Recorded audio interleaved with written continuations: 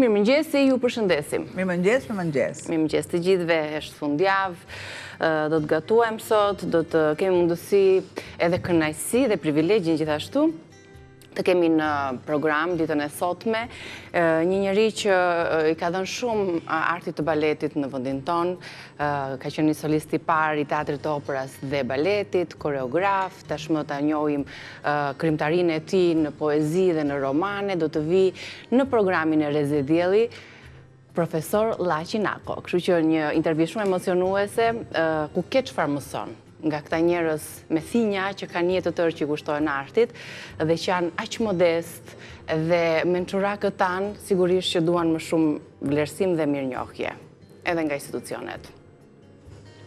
Të gjitha i duan respekt e mirënjohje sepse kur jep aq shumë këtij vendi, duhet edhe të marrësh, pavarësisht se modestia e tyre kalon ato kufi dhe ti je modest, duhet të jesh njëri shumë i madh në radh parë. Është modesti deri në madhështi. Absolutisht. Gjithsesi, ju do të prisni deri në orën 10 e pak minuta për të ndjekur një rrëfim të bukur, emocionues nga profesor Llaqi Nako. Ndërkohë, tek receta tona. Ndërkohë, direkt unë nis me një ëmbëlsirë, me një kek faktikisht. Vap është, e ky keko makullore shkon jashtë mase, me makullore, me kasat, me parfem, me çfarë të dëshironi ju shkon. Atëherë, po patjetër që me kafe.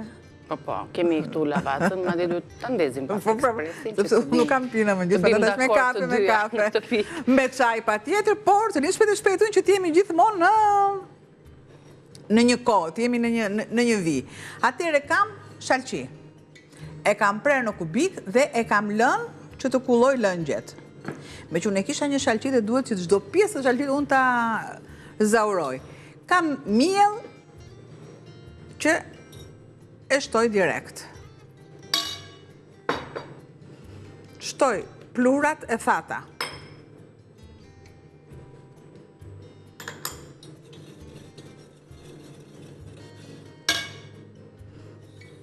Sheqerin.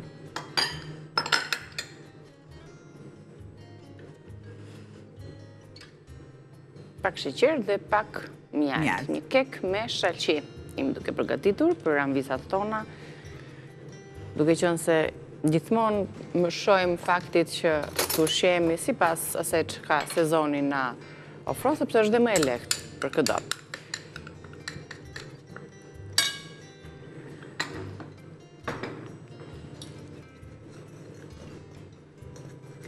Lexojmë dhe produktet avash. Po patjetër, një recet e cila nuk është gatuar të paktën sa herë kemi sjell këto tek rubrika e ëmbëlsirave, kek me shalqi po provojmë të shijojmë sot. Kemi 1 kilogram shalqi të cilin e kemi coptuar në copëza më të vogla, 100 gram sheqer, 150 gram mjalt, 300 gram miell që fryhet vet, 100 mililitra vaj ulliri, 1 lugë gjelle kanell, 1 vanilje, 100 gram rrushë të thatë të zinj ose të tjerë lloje dhe 100 gram susam i bardhë, fara susami.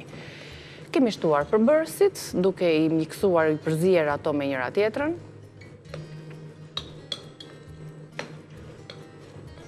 Dhe po vijojmë këtë proces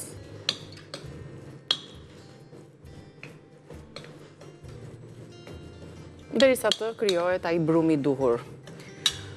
Opsionale është, po të doni mund të shtoni një vezë. Është opsionale. Unë, jo një vezë, unë i kam e ku i kam vezët. Sipas sasive të tjera të përbërësve të tjera. Opsionale. Ovitalet e kuq.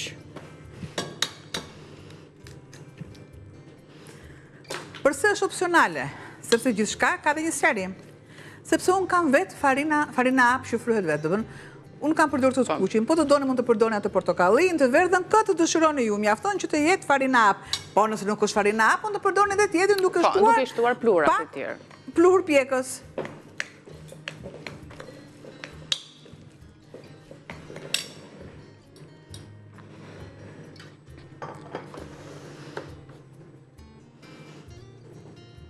E transferojmë tani masën tek tepsia. Susam.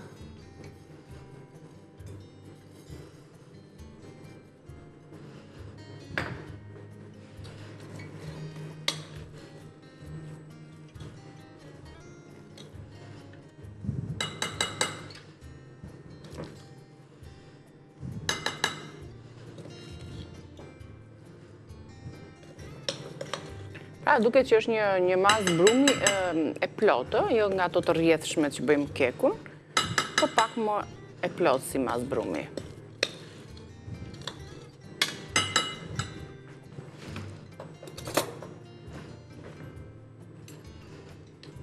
Unë kam bërë një masë më të vogël.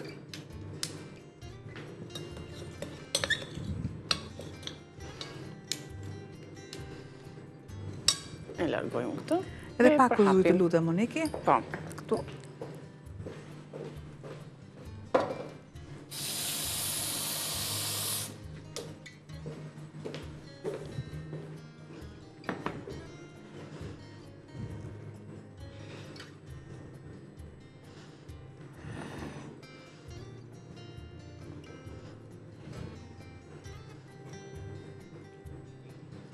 Shtresën e parë, pra kemi vendosur një shtres me susam, me fara susami, mbi vajin e ullirit, dhe më pas masën e brumit, ku bashkuam edhe një kokër vezë, bashkë me përbërësit e tjerë. Lë një pjesë të rushit thatë. Kulloj pakës ujë. Dhe nuk e dua të gjithë të masë, sepse është shumë.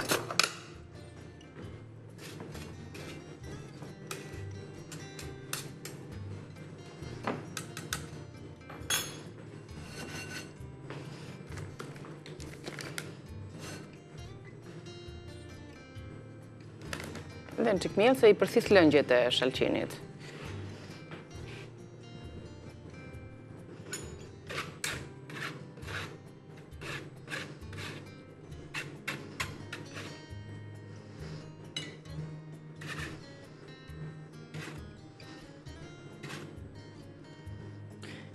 Dhe ja ku drejt përfundimit të receta e kekut me shalqi, për të cilën përdorëm mielin, përdorëm mjaltin dhe sheqerin, 2 ëmbëlsues, fara susami, rush të thatë dhe... Ja, kaq, të voçkla këtu. Gati për pjekje, në një furrë në një ngrohje prej 200 gradë Celsius.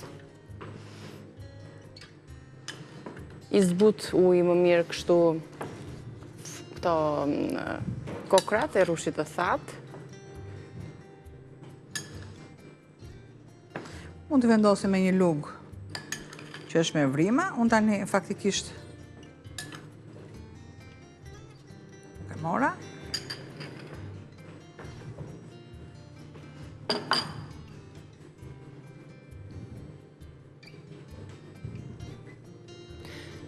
Dhe ja, së në mbetet gjithë tjetër, vetëm ta pjekim, edhe ta shijojmë deri në fund. E vendosim në pjekje në furrë të parangrohur pa tjetër, në 200 gradë, 205, shumë për pak minuta. Kështu pjek. Në këtë gradacion, përmbledhim edhe njërë përbërësit e kekut me shalqim, përpara se të bëjmë një shkëputje, të bëjmë i gati për recetën e dytë. Përgatitëm dhe sa po e vendosëm në pjekje, kek me shalqi, ju duhet 1 kg shalqi prerë në kubik, sheqer mjalt nga 100 ose 150 gram, më shumë mjalt se sa sheqer, 300 gram miell që fryet vetë, 100 ml vaj ulliri, një lugë gjelle kanell, një vanilje, rush i thatë, susam i bardhë, po deshet mund të shtoni edhe një kokër vezë siç ne vepruam. E ndoqët procesin, hapat për këtë kek, e vendosëm në pjekje, ndërkohë ne bëjmë një shkëputje të mesazhit promocional dhe rikthehemi me recetën e dytë. Gati për përgatitjen e petullave tona. Pasere në fundjavë jeni mësuar që të merrni receta të ndryshme petullash, kështu që edhe sot është e njëjta gjë. Atëherë le të bëjmë një brumë petullash, petlla të ëmbla. Kur shkoni në plazh, a keni vënë re për shkak ato petulla që janë me të çokoladë, me mjalt, me kanellë? Janë që gjë e tillë. Unë në banjo mari kam vendosur çokoladën që të shkri, që çokolada e bardhë. Mund të jetë e zeza si dëshironi ju ja. Dhe e lë në gjendje të ngrohtë. Dhe e dim shumë mirë, por ka gjithmonë të parë që shikojnë për herë të parë, pra në një tenxhere unë kam vendosur ujin e ngrohtë. Në moment uji vlon dhe një enë e tillë që mund të jetë edhe inox ose qelç, që e duron nxehtësinë, vendosim copat e çokoladës, çfarë do lloj çokolade që të jetë. Derisa uji vlon normalisht, Bëhet edhe shkrirja e çokoladës. Unë e kam këtu dhe i kam vendosur kapakun që ta kem në gjendjen më të mirë të mundshme. Këto petulla me çfarë bëhen? Bëhen me lëng portokalli. Kjo? Po, e gazuar ose jo e gazuar, si të dëshironi ju, nuk është problem. Pra kamjellin, sheqerin, nëse nuk duam sheqer nuk i vendosim fare, pra gjithmonë është opsionale, dhe ja lë në dorë Nikit t'i lexojë dhe unë të veproj, sepse duhet që të rinë, të qëndrojnë. Të linë, marrin kohën e tyre, si çdo brum. Atëherë petulla të ëmbla me lëng portokalli të gazuar. Ju duhet një gotë e pak më tepër se sa një gotë, 320-330 ml lëng portokalli i gazuar, 300 gram miell dhe padyshim vaj për skuqje. Për pjesën sipër pastaj, për sherbetin, mjalt, kanell, çokoladë të shkrirë që është opsionale, ara të grira ose fistik të grirë sipas dëshirës. Goja lëng Albana me këto përshërësit. Dhe është dhe prak fundjavët, kështu që i bëjmë që sot dhe i kemi në ditën e nesërme ose të plazhit. Zëmir brumin, sepse si shta Albana duhet të qëndroj, marrë kohën e vetë, lidhen më mirë për bërësit dhe të kemi rezultat të shkëlqyer në skuqje. Kështu që ne do të përgatisim brumin, do të bëjmë atë shkëputjen pasardhëse, që do të na mundësoj të marrim brumin e duhur. Kështu që aty kemi përzier miellin me lëngun e portokallit të gazuar. Ja, kjo të jetë, ja. Një brum i rrjedhshëm. Ja, ku është e duhura. E lëm të vi dhe më pas e skuqim. Sekreti është e brumi, sekreti është e skuqja, sekreti pastaj tek shoqërimi sipër me atë shtresën e bardhë apo kafe. Keni gjithë ato opsione, keni. Kaq, e lë të vi. Lëm të pushoj, jo e pat tani se si do t'jetë trajta e tij, konsistenca. Her pas here do mundohemi që edhe ta përzijejmë, mos na thahet shtresa e sipërme dhe ja. E lëm kështu. Ose në të kundërt e vendosi pelikola ose një kapak. Një kapak të tillë, jo, që ka e vogël. Për oksigjenin. Po marrni më të madh.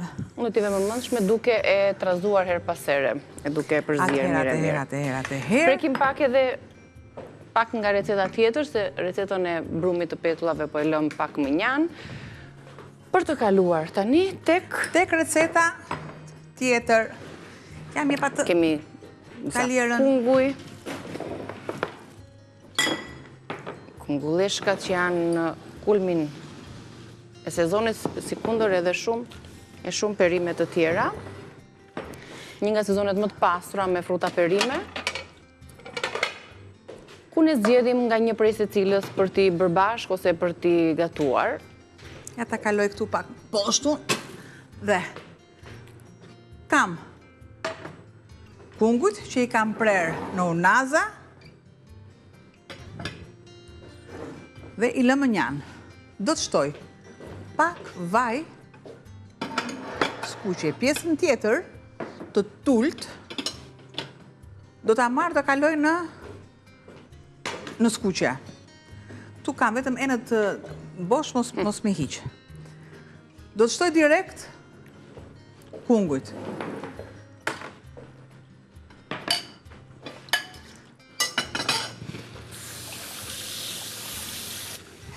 Pra është e pasur kjo e kungujve, nuk është se më prisht në një punë.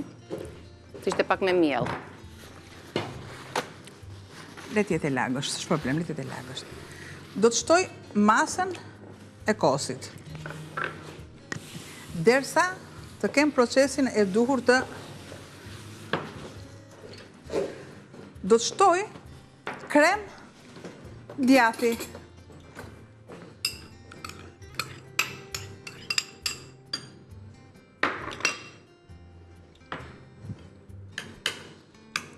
Kos dhe krem djathi bashkë. Një përzierje. Derisa të kemi unifikimin ose një trajtshmërinë e salcës së bardhë.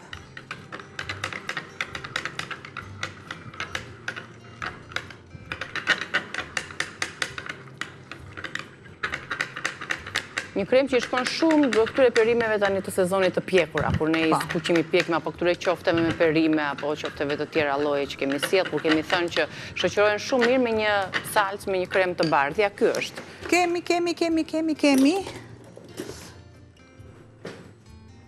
hudhrën, dy që të gjej pak edhe renden.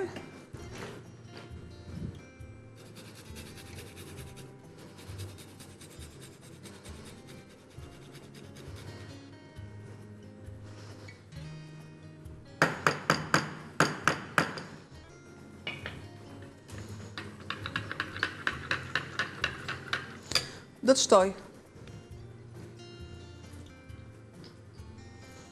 një mas të tillë.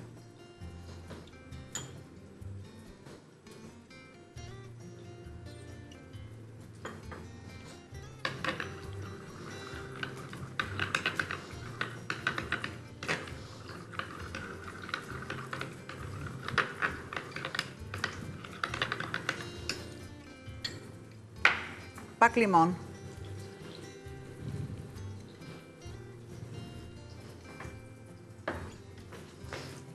Ndërkohë nga ana tjetër janë kungujt që po i kaudisim, po i skuqim pjesën e tullt të tyre.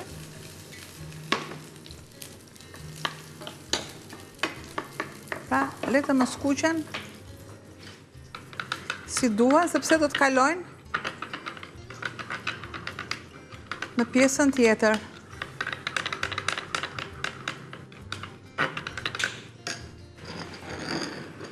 Pra këtu e kemi ndërtuar salcën tonë, mund të aromatizojmë me bim pastaj. Si jemi zbuluar këto bimët sot, ne? Pas kemi lënë të mbuluara me qese, si i mbrojmë pak për të mos në u oksiduar, por ja, në ujë, mbuluar me qese, cilës i japim disa vrima dhe i lëmë pas në frigoriferë për t'i zgjatur jeshillëkun. Shtoj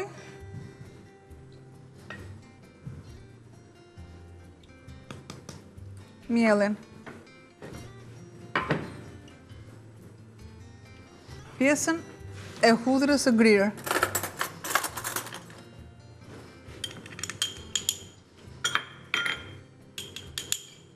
Të gjithë erëzat e tjera.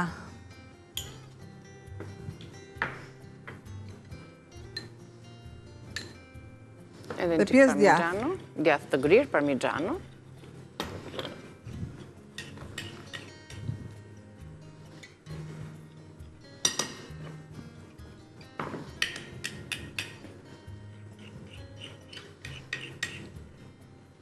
Derisa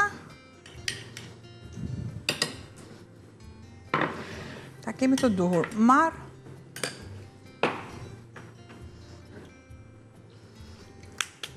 vezët.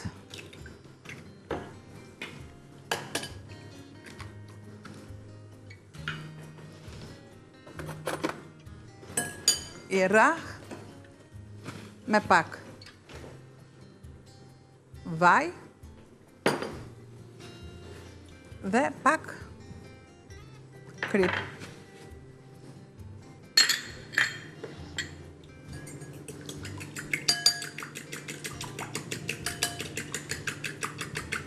Derisa të shpërbëhet e verdha dhe të bëhet e njëjtë me të verdhën.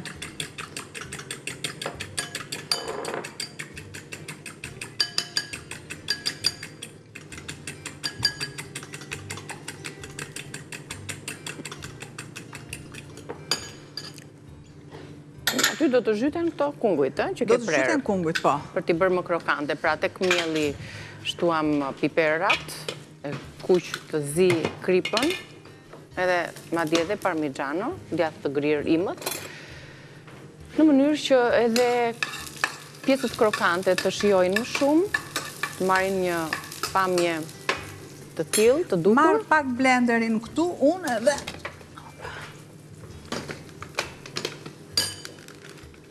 tani edhe për ato, edhe për këto krokante, të dyja, edhe për pjesën mbushse, edhe për pjesën... Tani, mbushja,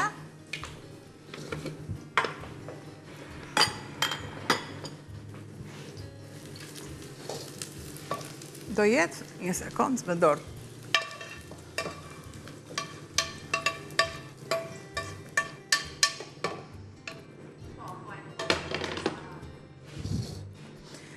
marr.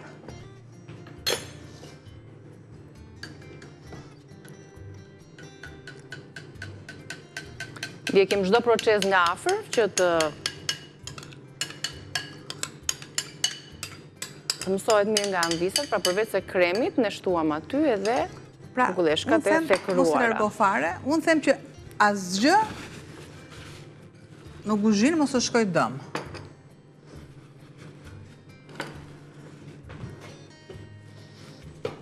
I jap një gëzhe.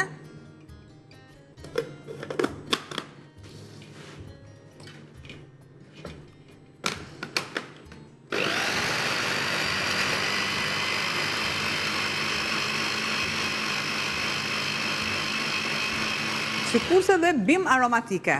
Po, për shembull koperi do të shkonte më së miri.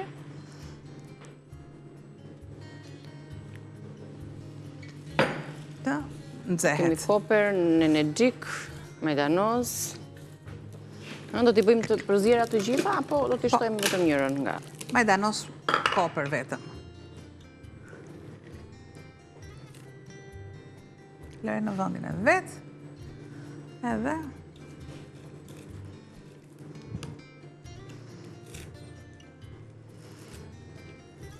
po të doni ju, sepse kjo është një dip salsa, dip, shumë mirë mund të shkoj edhe pak fare spec djeks. I shkon shumë. I shkon dhe i vjen.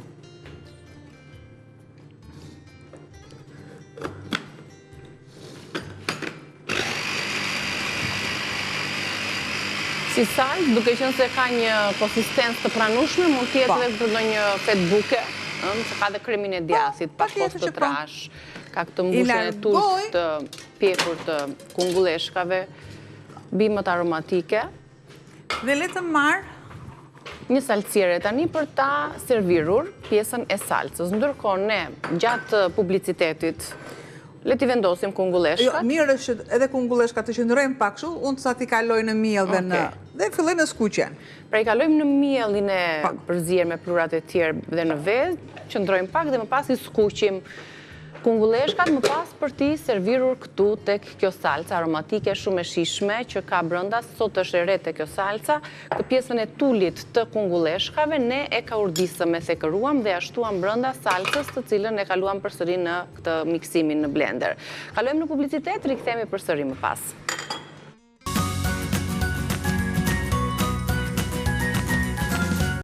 Mirë se u rikthyet në pjesën tonë të fundit të hapësirës së gatimit. Kemi përgatitur disa kunguj krokant në një salcë aromatike, shumë të shishme.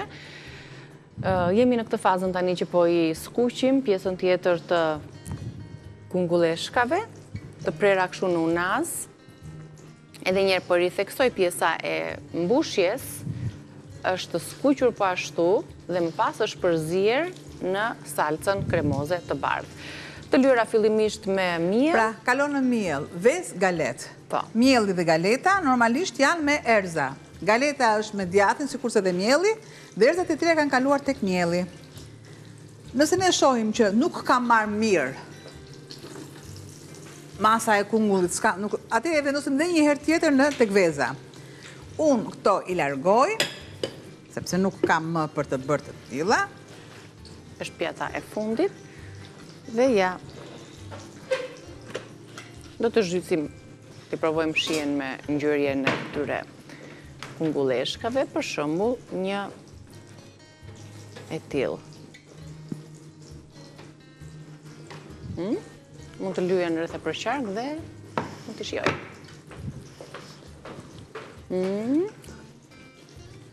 Super krokante, super të shishme, edhe kjo salca aromatike, çfarë arome mirë. Është e mirë. Shumë. Si produkte deti duken, të tiganisura në pamje. Ta pam si kalamare. Si kalamarët, fix krokant kështu edhe të ngjyra me këtë salcën aromatizuar. Bëjmë edhe tiganin tjetër. Ndiqeni këtë proces dhe do të kënaqeni në një vakt, një shoqërim vakti. I shohim edhe një herë përbërësit e recetës tonë të kungulleshkave krokante me salcë aromatike. 2 kunguj të njom mesatar, i prisni kështu në unaza dhe pjesën e mbushjes mos e largoni. 2 vezë, 4-5 lugë gjelle miell, galet 5-6 lugë gjelle, parmigiani grir, 3-4 lugë, 2-3 lugë gjelle me vaj ulliri, vazhdoj me pak lëng limoni, pak hudhër pluhur, paprika të ëmbël, krip, piper i zi. E serviri më pas me 2-3 lugë gjelle kos, ose krem djathi, ose të bashkuara bashk, kosin e trash dhe kremin e djathit. Një thelpi hudhër të grir të shtypur, majdanozi freskët, krip, piper i zi, piper i kuq. Ose.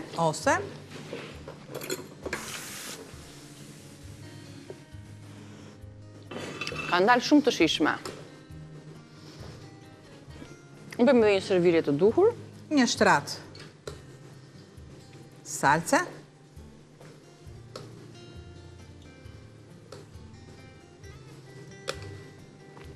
Të salcën më shumë mund të lëmë të freskohet pak. Të jetë ftoht pa tjetër. Dhe pastaj e serviri me këto kungulleshkat.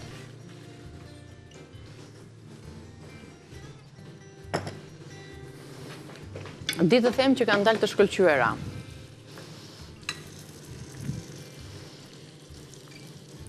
Ne, mund të skuqim të i vaj petullat jo. Se kanë lëshuar në qik nga këto thrimet e petullat nuk mund të skuqim pepsimades. Por mund të vëm tiganin tjetër me vaj. Direkt.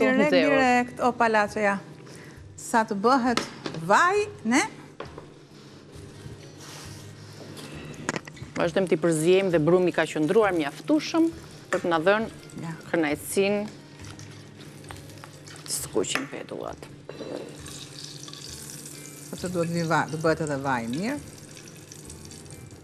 O një ke largojmë. Vendosim dhe pjesën tjetër. Kujdes ta unë këtu, se më zligjesh. Bravo. Edhe fillojmë. Dhe një servirje kështu e plot për gjithë familjen. Ja, këtu. E gjithë këto unaza. Dhe ky efekti placebo ekzistoha, se të duken vërtet kur e mendon që janë si kalamar dhe kur i shijon, i provon, të duken me vërtet si kur janë si kalamar.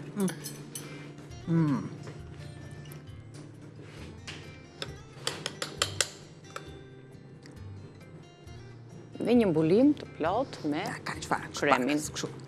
Sa të ketë këtë prekjen, vaj po bëhet, pakos fare. Super, provojni, sepse dalin shumë të shishme. Ja një mënyrë se si t'i gatuani kungulleshkat kështu krokante, por në këtë formë të rumbullakët. Dhe njëherë do t'ju rikujtoj atë pjesën e mbushjes që ka ato farat e vockla, përsëri ato skuqini, thekni pak dhe bashkojni grijini tek salca, kur kemi vendosur kosin, kremin e djathit, bimët e tjera aromatike. Koper, majdanoz, piper të zi, piper të kuq, pak krip dhe po shihni ndërkohë edhe kekun që përgatitëm me shalqi. Tani kalojmë te petullat. Sa të më të letë qikë vaj. Mund të shtoni fara speci djeks, pa tjetër. Pres deri sa të ndjej aromën e vajt, që të vendosë të tjerat. Po, sepse duhet jeti duhuri, ndryshe nuk fryen dhe nuk japin rezultatin e duhur.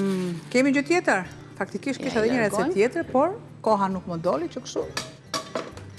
Na duhet vetëm të skuqim disa petulla, që ti shikojmë pak si dalin, po edhe në shije, sepse kemi dhe atë çokoladën, që duhet të presim në fakt të ftohet petulla e parë ose petullat e para, që më pas t'ju vendosim shtresën çokoladës së shkrirë. E shkrirë. E rivendosim se ajo fillon dhe ngurtësohet, kur është në temperaturën e duhur. Po, pa tjetër.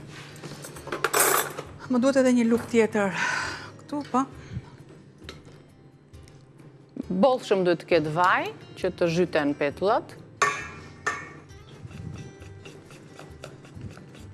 dhe brumi është i duhur.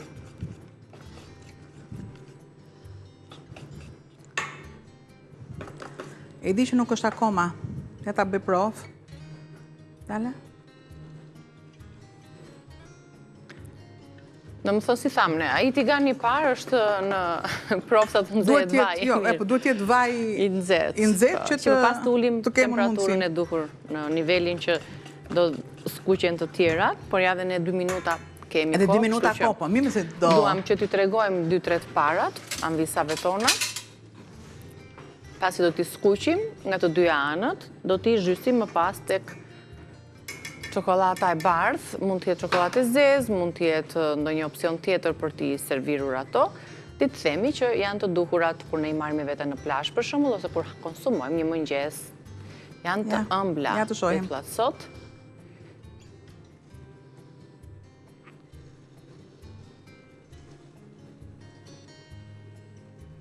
E gjenë vetë formën ato, dhe edhim pak brumë, sepse zgjerohet fryet. Sepse ka të bëjë shumë nxehtësia, se nga ndonjëherë, pajisja nxjerr faqe bardhë ose të nxjim faqen. Çokoladën si e kemi? Çokoladën e kam tamam, po duhet të kem... Ja, se u bën dhe ato 2-3 të parat, vogla i kemi, për që të... Nuk ikim nga këtu pa shijuar dhe një petull. Sepse ka ngrirë dhe ansoret.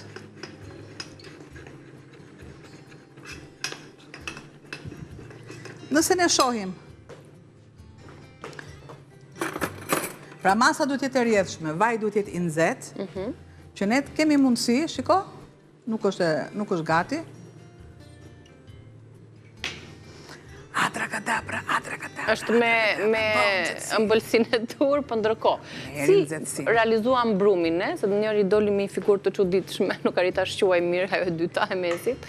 Shojmë një herë... Gafore doli, gafore! Jemi qërshor dhe kemi gaforen! Mi ka ikur vetëm njëra. Kemi gaforen! Ja, shiko! Afër, ndërkohë, për brumin, i kemi përgatitur me portokall, me lëng portokalli të gazuar, për bërës të tjerë të recetës, i shojmë tani dhe një herë së bashku, se si realizuam brumin, të cilin do t'a lini të pushoj 20 minuta, dhe më pa do të skuqni në vaj të nxehur, të nxehtë. Lëng portokalli 330 ml, 300 gram miell, vaj për skuqje dhe do t'i shoqëroni më pas me mjalt, kanell, çokoladë të shkrirë dhe arra të grira ose fistik sipas dëshirës. Të dyja janë opsione të preferuara të shishme.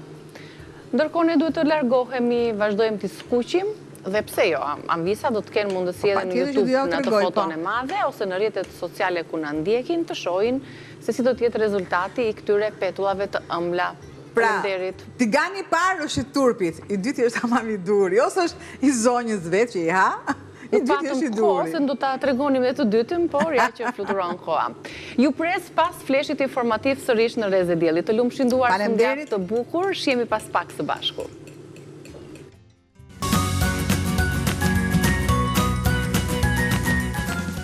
Mirë se erdhët në Reze Dielli. Do doja vëmendjen tuaj sepse sot jam ndihem dhe vetë shumë emocionuar për intervistën që do të realizoj me një artist që nuk ka kërcyer vetëm në sken, por edhe mbi dhimbje, mbi sakrifica dhe mbi shumë kujtime që ende sot koha nuk i ka fshirë. Ai është pa diskutim një nga emrat më të rëndësishëm në historinë e trupës baletit të teatrit kombëtar të operës dhe baletit, shumë i dashur për publiku, shumë i dashur për brezat e rinj, të cilët ka patur mundësi të marrin shumë përvojë nga ky mjeshtër. Publiku është emocionuar në shumë role të interpretuara prej tij në balete si Halili Dhahiria, Generali Ushtrisë së vdekur, Shota dhe Azem Galica, Plaga e 10 e Gjergje Salis, Lola, Cuca e Maleve, Para Stuhis e shumë të tjera. Por sot do të kemi kënaqësi të flasim, të bisedojmë dhe të njohim një anë tjetër botën shpirtërore, atë të derdhur në libra të artistit të mjeshtrit, profesor Llaqi Nako. Ai ka sjell 3 botime, një libër me poezi dhe mbi të gjitha është një njeri i mençur për të cilit ke çfarë të mësosh. Kënaqësi që jeni në Reze Dielli. Faleminderit shumë për kohën tuaj. 80 vite jetë. Çfarë emri do t'i vinit jetës tuaj? E ka vetë emrin jetë, po brenda saj pastaj hapen shumë linja mënyra se si është jetuar, çfarë është bërë, çfarë është arritur, çfarë është humbur, çfarë mbetet në pendes, dhe a ka në gjë që më bën krenar. Ka? Shumë gjëra që t'ju bëjnë krenar dhe shumë gjëra që ju kanë mbetur peng në jetën tuaj pa bërë? Po, fakt është që pjesa më vitale e jetës ka qenë në një sistem që nuk kam qef të bëj temë, por që nuk arrita do të shpërfaqja të çfarë kisha nga brenda. Mëtej, pastaja, në gjinien e profesionit, nuk arrita të bëj atë që duaj, sepse ky profesion është i lidhur shumë me moshën, t'jep shumë gjëra, po të merr kryesorën, të merr rinin. Si përgjigjet trupi juaj atij ngacmimit të brendshëm? Sepse besoj se kur dëgjoni një muzikë të bukur, gjithmonë ju vjen ajo dëshira për ta kërcyer atë muzikën e bukur. Kërcimi i fundit ka qenë tangoja me bashkëshorten tuaj, apo jo? Në ditën tuaj të lindjes. Po, ishte një çast emocional, ishte një çast që thoshte shumë, sepse vinte nga brenda, vinte me shumë sinqeritet, me shumë ndjeshmëri dhe me shumë histori brenda. Po them sepse kemi nisur jetën me flok dhe po e mbyllim të zbardhur. Po shumë thinja, shumë mençuri, shumë fisnikëri, shumë sakrifica, shumë dije. Si të doni që t'ju thrasi njerëzit sot? Llaqi Nako, mjeshtri i madh, artist i madh apo njeriu i madh? Ja. Janë nuk qëndrojmë, gjykoj unë, sepse madhështia e njeriut qëndron ke thjeshtësia e tij. Nëse njeriu është i thjeshtë, është modest, nëse ta quajmë madhështi këtë përmas, njeriu ta ruaj brenda vetes së vet, atëherë edhe mundet për shkak që ta mbaj kokën drejt, të ketë kurajë të shikoj të tjerët në sy, as mos ta kthej kokën majtas, as djathtas, as ta ul, as ta ngrej më lart, po ta shikoj drejt për drejt. Edhe kur merr si raport të njëjtën shikim, ndjehesh shumë mirë, merr jetë. Për një artist, profesor Nako, dhëmb më shumë lodhja, sakrifica e gjithë viteve në karrierën tuaj, ajo gjakosja e këmbëve, ajo dëshira, ambicia, këmbgulja për dhënë maksimumin, për përfaqësuar veten në Shqipërinë, se të flasim më pas për gjithçka që ju keni sjell, aq sa do mundemi përmes kohës. Vlen ose lëndon më shumë pikërisht kjo sakrificë, kjo lodhje apo haresa? Di që nga intervistat që ju keni dhënë, e keni shprehur një lloj pak kënaqësie nga institucionet, të cilët nuk ju kanë vlerësuar aq sa duhet për gjitha meritat që ju keni. Shikoj, në thelb njeriu kur vjen në jetë dhe merr një drejtim, merr një rrugë, në thelb bën detyrën. Bën detyrën ndaj vetes, ndaj familjes, ndaj shoqërisë, ndaj gjithçka që e rrethon. Njeriu s'ka pse të ndruhemi ta themi, në brendësi është egoist dhe pretendon mbase me drejt, mbase pa të drejt, që të ketë vëmendje më shumë nga gjithçka e rrethon atë për punën që ai ka bërë. Jo pa qëllim e thashë, në fund kam bërë detyrën për shumë gjëra, ose më sakt, për të rritë modestin, për disa gjëra, gjykoj që kam bërë të tillë gjëra në fushën e artit që më bëjnë të ndjehem mirë për veten time, sepse produkti punës time është duar të fitur mirë pritur nga publiku. Ka emra, padyshim që nuk do t'i zënë në gojë këtu, që sot janë dominant në skenët, jo në skenën e teatrit operës, jo, por edhe më gjerë në disa skena të Europës dhe më tej. Kjo më bën të ndjej mirë, si kundërse, më bën të ndjej mirë dhe ndoj telefonat, ndoj një SMS që më kujtojnë. Brezat e tërë që ju keni nxjerrë. Nuk më vjen mirë nga ana tjetër, por që prapë, duke medituar brenda për brenda vetes time, më them që po pretendon më shumë nga se. Pse?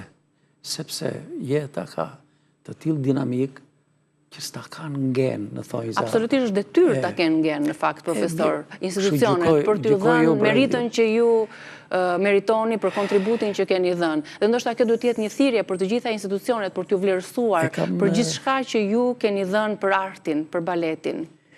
Kështu që nuk është për të qenë modest në këtë pikë. Kushdo që dëgjon këtë bisedë, patjetër që do doja ta merrte në konsiderat. Ju me çfarë pensioni jetoni sot?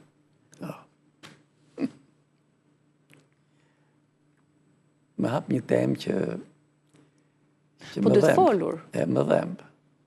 Më dhemb gjithë këto shtesat, thrimet, që i mbledhin bashkë, i lagështojnë, për them shumë me gjuhë metaforike, edhe bëjnë një lloj tul buke. Nga 270 ka shkuar 290. E tmerrshme. Nga të cilat 90 bëjnë ilaçet. E tmerrshme. Përsëri, fëmijët janë ata që kujdesen për këta prindër që do si do kanë dhënë jetën e tyre në fundit. Na kanë përfaqësuar dhe na kanë ngritur nivelin e artit në nivelet më të larta, me dinjitetin më të madh. Dhe ja ku është modestia me të cilën ju karakterizon një mendje ndritur siç jeni ju. Më vjen shumë keq, profesor. Për gjithçka, për shumë artistë që kanë mbetur në hije të pavlerësuar, është një lloj revolte. Lejo të tregoj një episod që më ngacmove, më ndjes që po të flas në njëjës, po të drejtohem në njëjës. Po jam ndjerë, se drejtë e mori, po thëmë, duke qenë në art, duke marrë me artin, duke marrë me librin, në thelb merresh me ndjeshmërinë e brendshme, me qartësinë e mendjes. Dhe njeriu ka nevojë që ta ushqejë këtë shpirt me këtë ndjesi. Kam qenë në një rast që hyn tek unë, hyn megjithëse spontan për atë që ma krijoi rastin. Për mua ka mbetur një dritë e brendshme, mirënjohje, sepse u bë një koncert recital në Teatrin e Operës, vite e vite më parë. Një ish në zonës që bëri karrierë dhe vazhdon edhe sot kësaj dite karrierën në Amerikë. Bëri një recital në Teatrin e Operës dhe pata një ftesë edhe shkova me një kolegun tim, i thash i lirë, po dhe jam, shkojmë thash kështu. Po pa tjetër me kënaqësi shku. Filloj të shfaqja dhe vetë personi e moderonte shfaqjen. Dhe në një moment, pasi mbaroi një duet, mori fjalën dhe tha që më vjen mirë, tha, që sot në këtë sallë, tha, shoh një person që ka pas një rol deciziv në jetën time. E tjera, dhe ky tha është Llaqenako. Të them drejt një mbushit me lot, pse? Sepse më ngrita në këmbë që e përshëndeta dhe gjithë salla doktorkiste. Më mbush zemra, më bë kur thot po dhe më bë zemra mal. Për këtë ka nevojë artisti. Absolutisht. Kjo është mbushja ushqimi i shpirtit, se për ato lufton, për ato punon, për ato publik, për ato duar tukitje, për ato mirënjohje. Profesor, publiku sigurisht ju njehti balerinë si solist i parë në Teatrin e Operës dhe Baletit, koreograf dhe artist skene, por më pas erdhën romanet dhe poezit, për cilët nuk keni folur aq shumë, kështu që do doja të ndalesha se si lindën romanet tek ju. Si kaluat, brenda artit janë dhe e shkruara, por sa të ndihmoi baleti për të shprehur atë gjuhë që ndoshta përmes lëvizjeve nuk e shpreh dot, por e derdh aty në rreshta? Në fakt,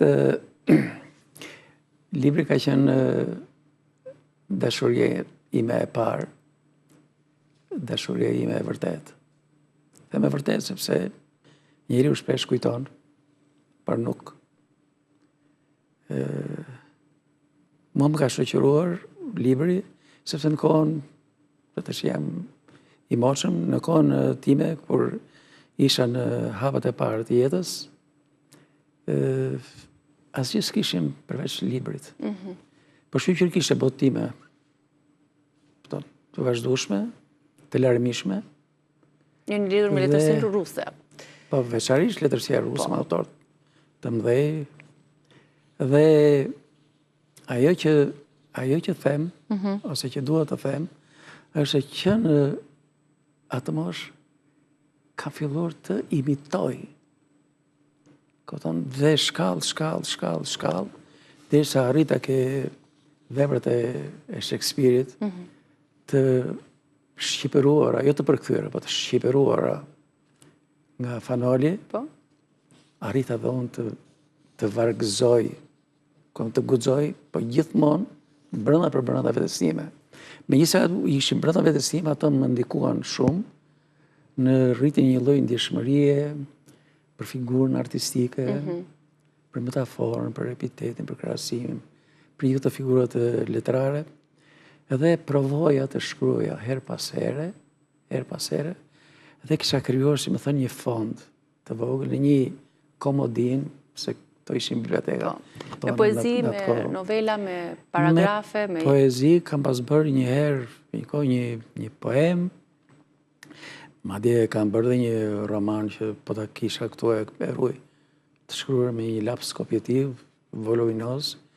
Ka gjëra interesante, ka gjëra naive, ka gjëra që, si më thënë, por që spunton e novelave e keni marrë nga ngjarje reale, apo jo? Ju ngacmoni nga një ngjarje, nga një ndodhi, si ajo ndodhia që ju e keni rrëfyer në Kishën Katolike, të një vajze të hishme, brillante, që ecte dhe qëlloi që nuk ktheu përgjigje një lypsi aty, po historia e Ersit që unë e kam lexuar dhe po flisni pak më herët, që të rëmben në mënyrën se si ju e keni përshkruar dashurinë e bukur të Ersit dhe Nikos, Ersi Nikut, një arkitekte, Niku një piktor, një dashuri e bukur, por që përfundon më pas në mënyrë tepër tragjike. Është ngjyra e kuqe këtu brenda që e ngacmon Nikun, i cili nga artist piktor bëhet më pas drejtor dhe më pas ministër i kulturës, që lë pak pas dore jetën në çift, po më pas si Ersi ritakon dashurinë e saj e parë, dashurinë e saj të parë. Libri fillon me një dasëm faktikisht, fillon me atë thyrjen e asaj gotës së verës, me atë ngjyrën e kuqe që ngacmon Nikun. Po çfarë frazash dhe çfarë se si kalojnë linjat e fabulës është marrëmendse shumë e bukur. Faleminderit.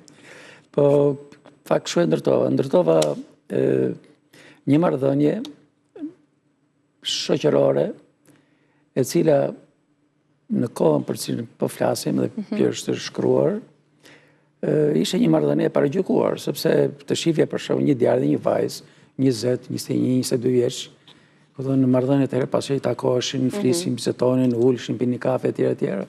Ishte një marrëdhënie e paragjykuar, sepse nuk kishte një shkallë të tillë emancipimi në atë kohë. Dhe pikërisht në një mënyrë fare të rastësishme, por jo dhe aq, Niku i thotë Ersit që neve thotë njihemi mirë tash, s'ka pse këtë marrëdhënie të mos e kalojmë në një plan tjetër, dhe i propozoi për fejesë martesë, dhe ajo ra dakord më njëherë, sepse ajo e njofti e bëri. Po Niku ishte një djalosh që ishte shumë i preferuar nga vajzat dhe ai pretendonte që vajza që do të flinte të ishte e virgjër, por që nuk ndodhi kështu. Aty do të dalë që e thatë vetë që romani ndërtohet në ditën e dasmës, edhe gjithçka pastaj sjellohet nëpërmjet digresionit, nëpërmjet narrativave të kthimit pas në kohë kur personazhet shfaqen vetveten. Dhe ajo e kuqe që Niku e donte në natën e parë të martesës, por që u zhgënjye, dhe në një monolog të brendshëm, revolte e pashprehur, kupton që ai me natyrën e vet, me karakterin e vet, donte ta ndante direkt pa u gdhir dita, pa zbardhur dita, mi pa gjithsesi i thirrri mëndzë, tha, po të gjithë të tjerët që më njohin për vitesh, do të thonë pse për sot e le. askush dhe besonte, dhe kjo e mori turpin në thonjësa mbi vete, dhe e mbajti.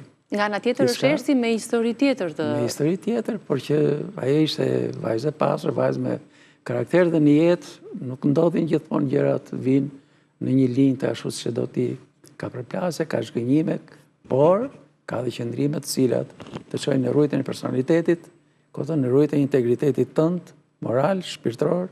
Si shbetosi ersi të largohesh nga shtëpia, ti tregonte vendin Nikut që për hir të këtij detaji, ai arriti ta shprehte her pas here revoltën e tij, lënjes pasdore, neglizhencën, edhe pse ky ishte arkitekt e shumë e zonja, por rinte pa punë dhe nuk kërkonte se kishte dinjitet. E mbajti si slave. Po, shumë e bukur, por i thash profesorit, pse i ke dhënë një fund tragjik, përsëri me ngjyrën e kuqe të gjakut për atë çka ndodhi pikërisht në atë vend ku nisi edhe takimi i Ersit me dashurinë e parë. Po është shumë intriguese dhe mund ta gjejnë kudo në çdo librari. Është ke Adrioni. Te Adrioni. Është një histori fantastike. Flasim pak për dashurinë, sepse atë e gjejmë në rreshta kudo tek librat tuaj. Në kohën tuaj ajo dukej më e qetë, më e duruar, më sakrifikuese. Ndërkohë sot çfarë i mungon dashurisë, profesor Nako? Njerëzit sot i ndrojnë shumë shpejt partnerët, njerëzit sot dashurojnë ose nuk dinë ose nuk kanë frikë të dashurojnë ndoshta sot. Si është ai dashuri? S'ka të bëj as me mungesën e dijes, s'ka të bëj as me frikën. Ka të bëj me shpirtin. Dashuria është shumë e thellë. Ne themi, nuk di pse, ka ngelur që ai ose ajo ra në dashuri. Termi ra do të thotë që i rrëzuar, dashuria të ngre. Të ngre, njeriu shpesh kujton, e thash jo pa qëllim, çfarë kujton se ka dashur. Jo, ai ka respektuar, ka pas një marrëdhënie të përditshme, me gjuhë përbashkët, me mirëkuptim, por që të duash, do të thotë që të depërtosh në galeritë e brendshme të shpirtit, të cilat dhe ato nuk janë asnjëherë të njëtrajtshme. Dhe ato kanë luhatit e veta, kanë ndezhat e veta, kanë ftofjet, kanë hirin e vet. Sepse si çdo gjë dashuria lind, zhvillohet, edhe vdes. Por sot, për fat keq, me aq sa shoh, shpirti është tharë. Termi dashuri lidhet me termin interes, me termin marrëdhënies seksuale, është shumë sipërfaqësore, është shumë larg edhe bot kuptimit, shpirtit.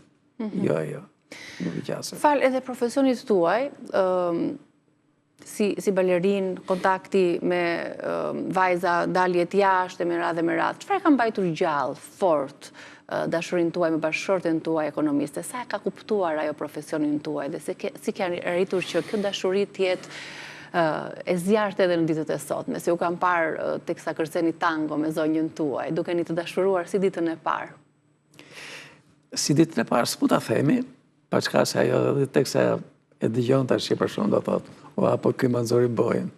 Jo, përkundër, unë e ngjyros në vlerën e vet. Pse? Sepse ajo vërtet nuk ka qenë artiste në një profil të caktuar të artit, por ka qenë artiste në shpirt. Pse? Mbështetja që ajo i ka dhënë familjes, që burri me art, vajza me art piktore, djali me art, koreograf, këtë pa mbështetjen e saj, do ishim të gjymtuar në formim të përgjithshëm. Ai ka dhënë shumë. Edhe vazhdon të japë edhe sot e kësaj dite. Bukur. Albi dhe Alba Nako, të dy emrat të ngjashëm, ngjyrin mashkullore dhe ngjyrin femërore. Albi Nako, një koreograf balerin shumë i suksesshëm, një karrierë brillante. Shpresoj, është vazhdimi i ëndrrës tuaj, Albi? Edhe më tej. Edhe më tej. Është shumë. Pra, doni ty që Albi të ishte në rrugën tuaj, apo ai u zbulua si talent edhe patjetër që do ta kultivoni më shumë? Të drejtën, e kam thënë diku që Albi është jo është futur, po e kam futur në mënyrë krejt rastësore në balet, sepse në fëmijëri ai ishte pak shëdet lig, ka pas një mikrob të tek grykët, që smuri shpesh nga grykët, dhe unë thash po e provoj, që të forcohet fizikisht, pas e të merë drejtim. Po, e pash që më surprizoj, hap pas hapi, derisa kur më thaj një ditë që do bëjmë koreograf, thash mjaft, thash, vazhdojmë. Mi po më tregoj një krijim koreografik që mu më befasoj. Dhe në çdo krijim që bën ka shumë e shumë vite, deri më sot ai prapë më befason. Sepse është shumë skrupuloz në detaje, në konceptim të konfiguracionit të përgjithshëm të numrit, të cilin nuk e faq thjesht si divertisment, por jep një ide që e bën më të vërtetë, e bën më të plotë. Bukur. Ky është ai që është në ditët e sotme. Është shumë e bukur kjo marrëdhënia që ju keni me Albin, jo vetëm si baba, po dhe si profesori i tij, si mjeshtër që mësoni dhe... Jemi si shok, jemi si koleg, që japim e marrim, me jetin dhe mirë kuptohemi, dhe kur je në një profesion, shkalla e mirë kuptimit bëhet me e gjerë, bëhet me e plotë. Me vajzën, me Albën, edhe ajo piktore apo jo, do doja që fillimisht të ndiqnim, të shihnim së bashku me profesor Nakon një portret. Një autoportret të vajzës tuaj, që fsheh një ngjarje që e kalon personale, një histori e cila ngjason me atë të shumë shqiptarëve të emigracionit. Si është, kush e ka këtu? Dhe më thonë, si ka ardhur kjo pikturë dhe çfarë përfaqëson për ju? Vajza si të gjithë bashkëbashkëtarët e veta, mori rrugët për tej, sepse ishte periudha e ndrimit sistemit, kur njeri ishte në kërkim të vetvetes, edhe kuptohet që brenda për brenda Shqipërisë kishte një trysni të tillë që askush nuk shifte dritë për tej derës shtëpisë. Dhe mori rrugën bashkë me të dashurin e saj për të emigruar. Kuptohet që si shumë shqiptarë tjerë jetoi në një periudhë, në një situatë shumë të vështirë, ekonomike, dhe më dha 4 javë rresht mbas punimit të këtij autoportreti, cilin e bëri me shumë ndjenjë, me një akumulim shumë të madh të brendshëm, edhe për situatën në cilën ajo jetonte në atë kohë. Dhe e nxorin në treg, kanë qenë në Bolonjë. Edhe pa kornizë, ku ta vetëm në telaje dhe të rojë vëmendje dhe afroi një grua disi e moshuar që ju e pare kujtoi Mona Lisën, i të rojë vëmendjen në portreti. E tha, e shet? Tha, po, tha, e shet, për atë kam dalë. Tha, po, sa e shet? Atë ko ka qenë lireta, nuk e di, nuk e mbaj mend shumë çka ka kërkuar, po ajo u befasua, tha, si ishe mundur, dhe më kaq lirë. E tha, ku keni marruar, tha, në Rom, Milano, këto, jo, tha, kam marruar Akademinë e Arteve, Institutin e Lartë të Arteve në Tiranë. Në Tiranë? Ku bie Tirana? Tha, në Shqipëri. Tha, ju jeni shqiptare, tha? Po, tha, e shqiptare. Ndejto me ndohë, tha, ma imi 10.000 lireta? Edhe vajza u revoltua. Tha, ju doni të blini identitetin tim? Tha, më këshes, tha. Edhe është kjo rrethan që ai autoportret sot është në shtëpinë time. Në shtëpi. Ndërsa Alba është në Amerikë, apo jo? Është në Amerikë, është në New Jersey, ka 30 e ca vjetë që jeton atje, është pedagogë në një akademi të për pikturë, për arte, siç është këtu Akademia e Arteve për arte pamore.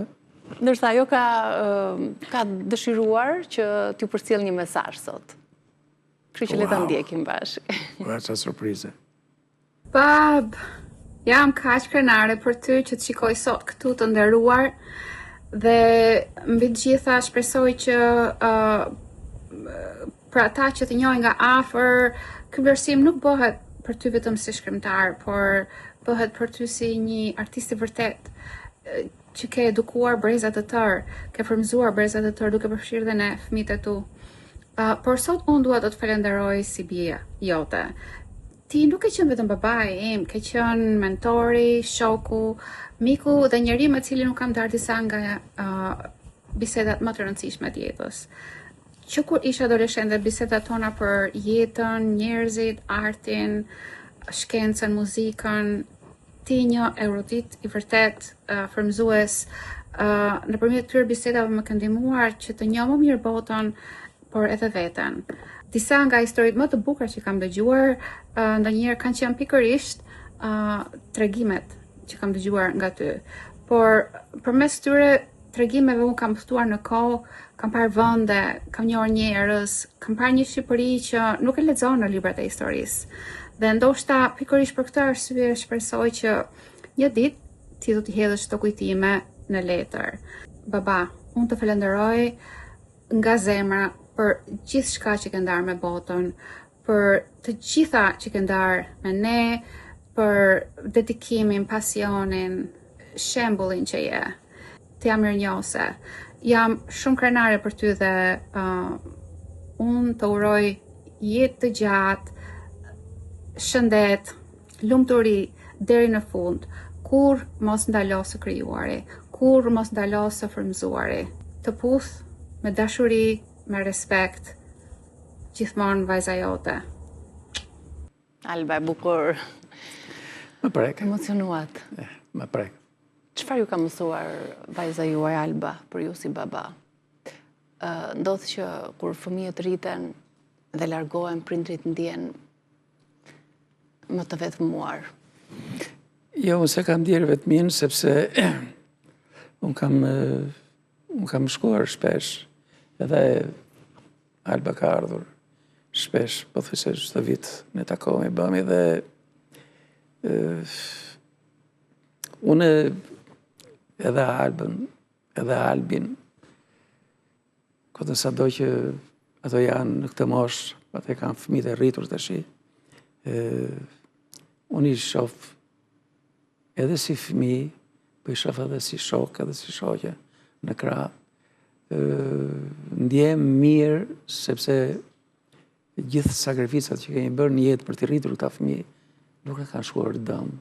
Dhe kjo na bën që të ndjehemi jo thjesht mirë, por të ndjehemi edhe krenar, ta mbajmë kokën lart. Në kuptimin e gjerë të fjalës. Arritja më e madhe për një prind është të shikojë fëmijët të jenë mirë të realizuar.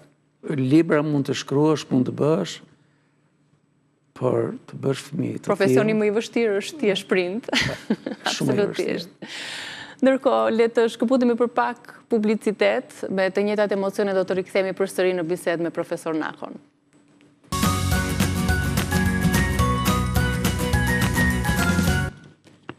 Mëkat.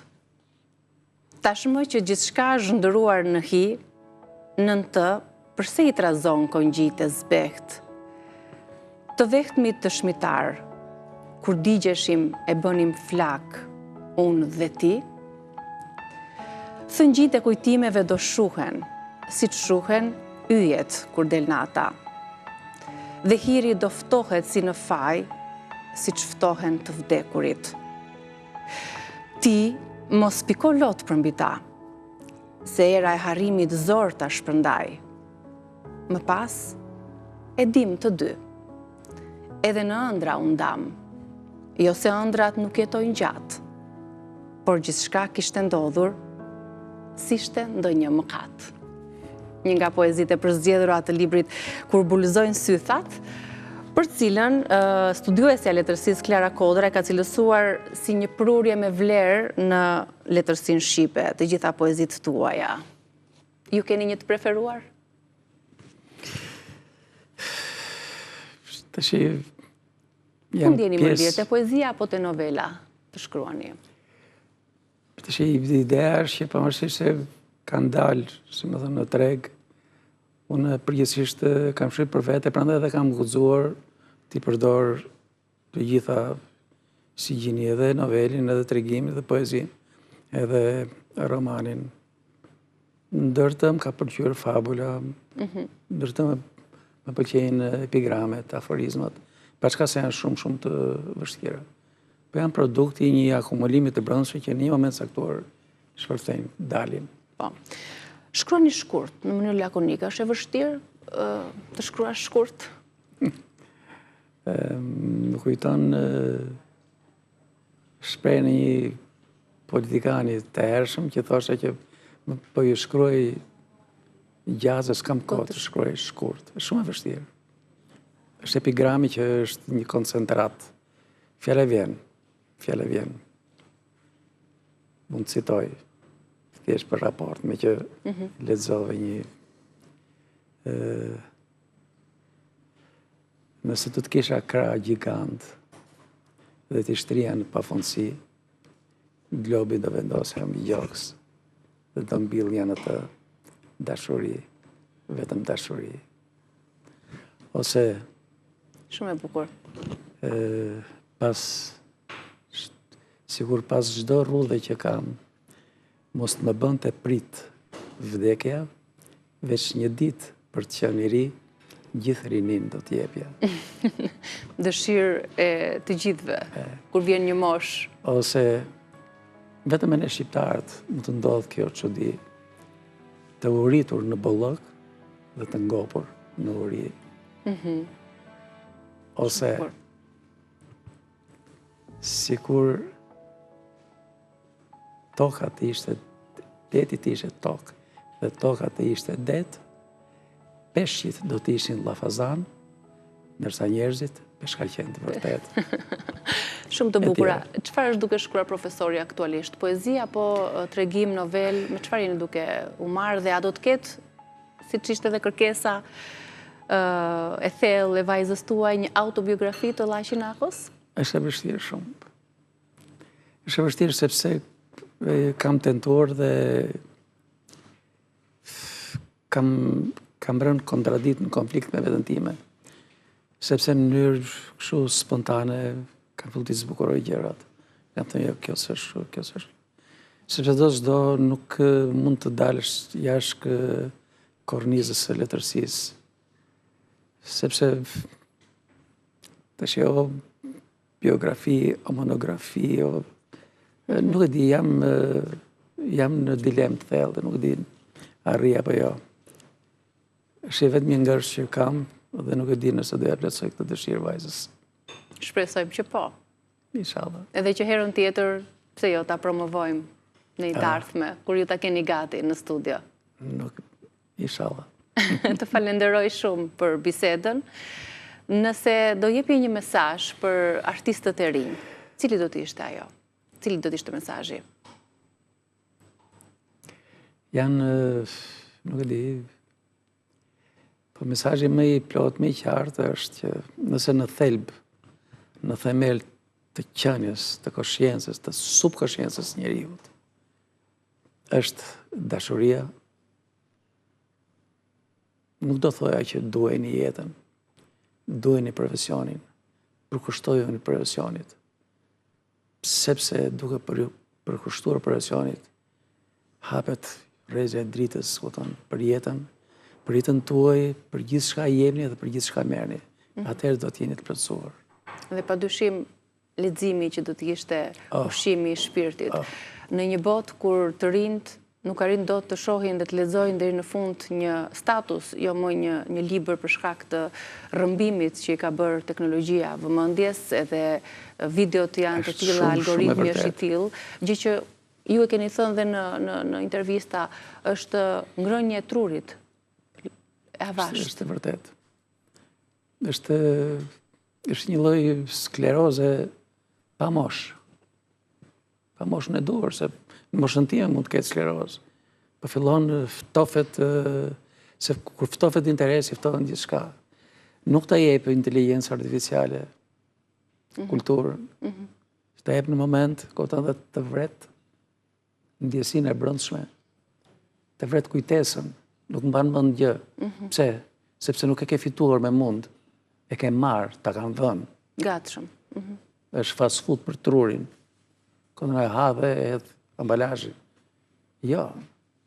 A çdo gjë që fitohet me fëshërsi, jeton më gjatë. E të shoqëron gjatë gjithë jetës. Absolutisht po. Shumë faleminderit për kohën, për bisedën. Mirënjohje për gjithçka keni dhënë, kontribuar për artin. Tashmë edhe në librat tuaj. arrim të shohim një copës shpirti, marë diku nga një ngjarje, një nxitje nga realiteti dhe më pas përpunohet aq bukur në laboratorin tuaj të dijes. Shumë suksese. Jam unë falenderues shumë ndaj jush. Shumë. Faleminderit, profesor Llaqinako. Faleminderit dhe ju që na keni ndjekur. Kalofshi një ditë të bukur, shihemi nesër me Reze Dielli.